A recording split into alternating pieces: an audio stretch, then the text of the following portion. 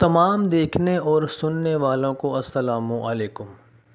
ناظرین کرام، دین کے بہت سے معاملات ایسے ہیں جن کو ہم شرم اور خوف کے مارے علماء کرام سے ڈسکس نہیں کرتے اور دینی کتابوں کو بھی زیر غور نہیں لاتے۔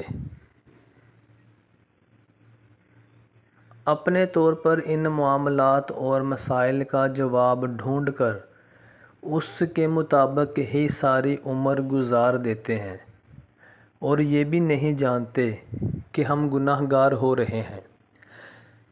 مثال کے طور پر غسل اور جنابت کا مسئلہ ان میں سر فہرست ہے۔ ناظرین کرام، اگر ایک مسلمان غسل اور جنابت کے فرائض اور اس کی سنتوں کو پورا نہیں کرے گا اور صحیح طرح سے غسل جنابت کر کے خود کو پاک صاف نہیں کرے گا تو اس کی کوئی بھی عبادت قبول نہیں ہوگی۔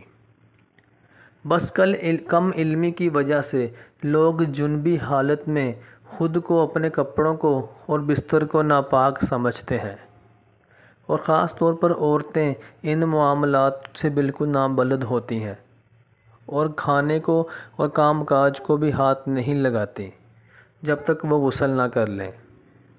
خواتین بچوں کو دودھ پلانا بھی چھوڑ دیتی ہیں اور گناہ سمجھتی ہیں کہ جنابت کی حالت میں ہم بچوں کو دودھ بھی نہیں پلا سکتے۔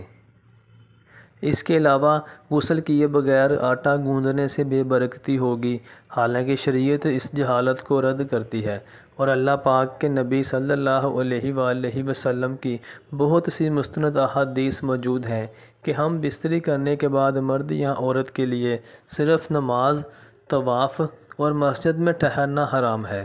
اس کے علاوہ کسی کام پر کوئی پابندی شریعت نے عائد نہیں کی۔ یہ پابندیاں ہماری خود ساختہ ہیں، ہماری کم علمی ہے۔ غسل کرنے سے پہلے بھی جنابت کی حالت میں لوگ تمام روٹین کے کام کاج کر سکتے ہیں۔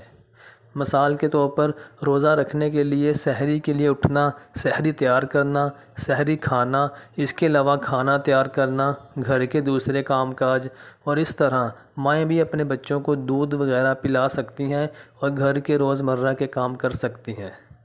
حضرت حذیفہ رضی اللہ عنہ بیان کرتے ہیں کہ وہ نبی صلی اللہ علیہ وآلہ وسلم سے ملنے آئے تو آپ صلی اللہ علیہ وآلہ وسلم نے مصافحہ کے لیے ہاتھ بڑھایا تو حذیفہ رضی اللہ عنہ نے کہا کہ اے نبی صلی اللہ علیہ وآلہ وسلم، ٹھہریے، میں جنبی ہوں۔ تو آپ صلی اللہ علیہ وآلہ وسلم نے فرمایا کہ مسلمان کبھی نجس نہیں ہوتا۔